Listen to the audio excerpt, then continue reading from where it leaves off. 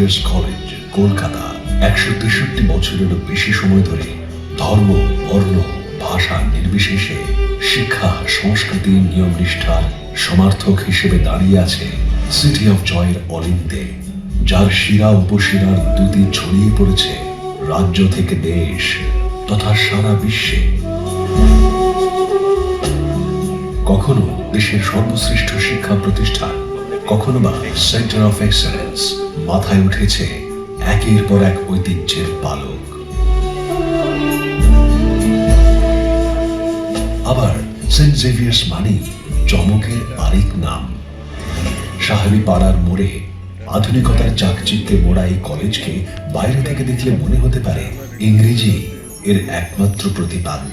তবে এই কলেজের বাংলা চর্চার শিকড় যে কতটা গভীর তা অনেকেরই অজানা। ১৯৩০ সালে কবিগুরুর আশীর্বাদ ধন্য বঙ্গ সাহিত্য সমিতি আজকের দিনে এই কলেজের সব থেকে পুরনো ছাত্র সংগঠন। এই সমিতির অন্দরমহলে স্বপ্ন সাজিয়েছেন উৎপল দত্ত থেকে বুদ্ধদেব গুহ, শম্ভু মিত্র থেকে নারায়ণ সান্যাল প্রমুখ ব্যক্তিত্বরা। ছাত্রদের এই দৈনন্দিন যজ্ঞে অনুঘটকের কাজ করে চলেছে সেন্ট জেভিয়ার্স কলেজ কলকাতা প্রাক্তনী সংসদ। বলাই বাহুল্য, ১৯২৭ সালে সেন্ট জেভিয়ার্স প্রাক্তনীর প্রথম জন্মলগ্নে যুগ্ম সহসভাপতি ছিলেন স্বয়ং রবীন্দ্রনাথ ঠাকুর এবং জগদীশচন্দ্র বসু।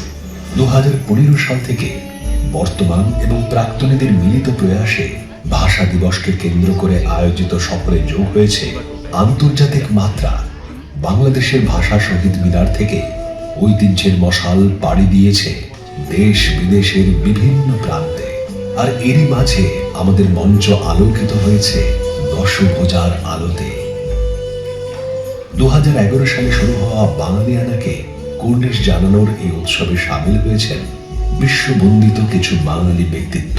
অভিনয়, পরিচালনা, সাহিত্য, বাণিজ্য, সঙ্গীত, চিকিৎসাবিদ্যা ইত্যাদি বহু ক্ষেত্রে বাঙালির পদচারণার যে উজ্জ্বল ধুলো তা বছর বছর স্পর্শ করে গেছে এই প্রেক্ষাগৃহকে।